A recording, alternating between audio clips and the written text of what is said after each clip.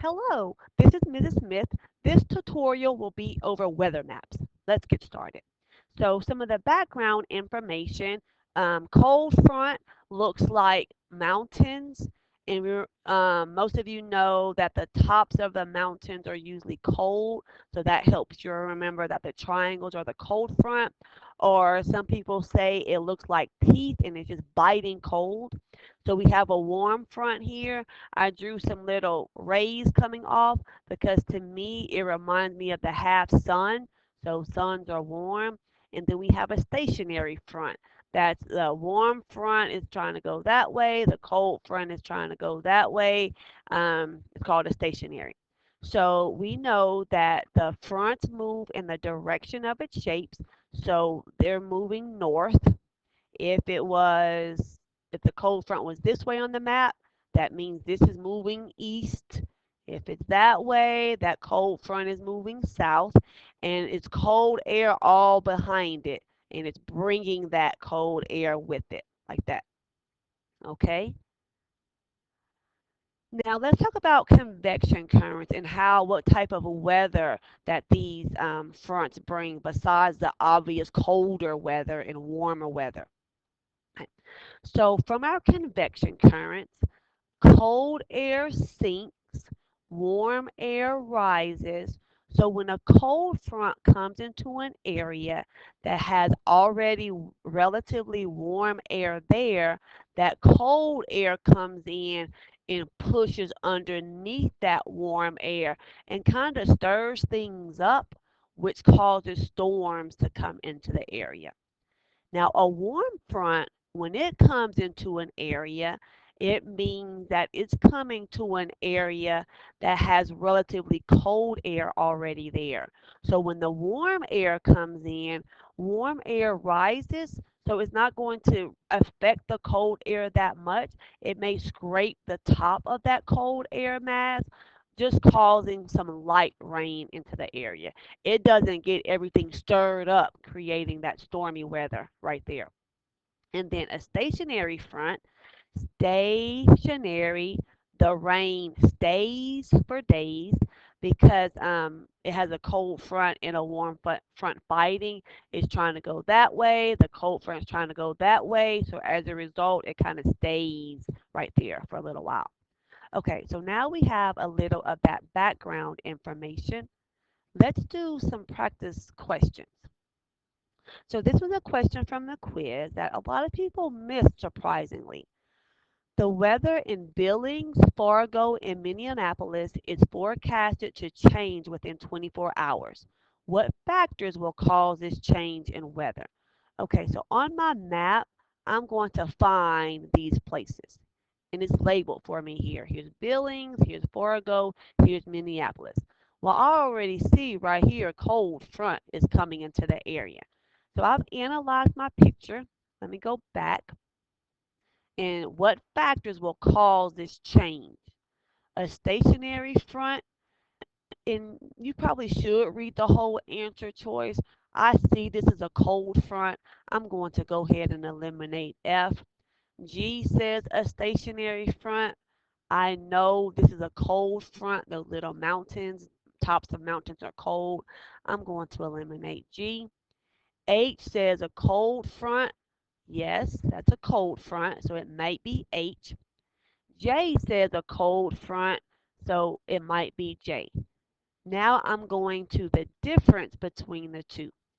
A cold front under the influence of the maritime polar air mass is approaching. Hmm.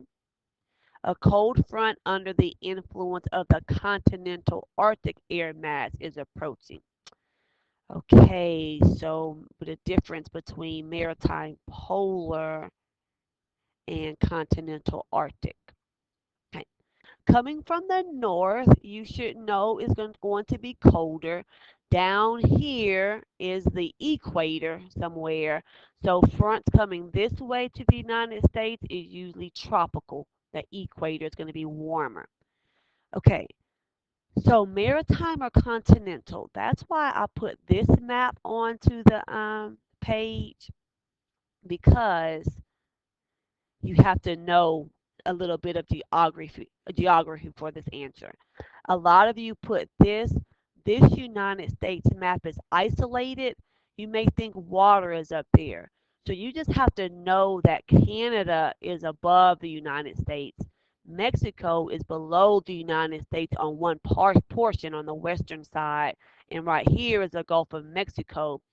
So this cold front came from up here, that came from Canada, so that's continental right here. Continental is land, your continent, Europe, Asia, so forth. Maritime, remember we talked about like a marina, a submarine, that's something coming from the ocean. There's no ocean above right here. So that's why the answer is J. Okay, moving right along. One more thing I want to go over is high and low pressure. So when the pressure is high, that means clear skies. High pressure starts with H. Happy weather starts with H. So think of pressure. You're pushing down on something. So if I'm pushing down, I'm adding pressure. Those clouds and that water can evaporate to form those clouds. So that's why the clouds aren't there. It's sunny weather. Low pressure, when the pressure is low, clouds and rain show. Low pressure starts with L, lousy weather starts with L. So I'm taking pressure off, so now water can evaporate up, causing clouds to form and so forth. So a question on the quiz that people, didn't score too well on, what type of weather is Dallas experiencing? Yeah, oh, this for this map. So here is Dallas right here. I see an H over Dallas. I think some of you were confused at that. This H for Dallas is high pressure. So that means Dallas is experiencing clear skies. When the pressure is high, that means clear skies, happy weather. What type of pressure is Denver experiencing? So what type of pressure? Let me find Denver. Here it is. Low pressure. So Denver is experiencing low pressure. What type of weather? Cloudy weather or lousy weather right there. And let's see what else I got. Okay, one more little map. What type of temperatures will North Texas be experiencing in the next few days? I was kind of shocked that people missed this question. So let's see. Here is North Texas right here. You have to know some geography, you know where the states in certain places are. I see a cold front coming.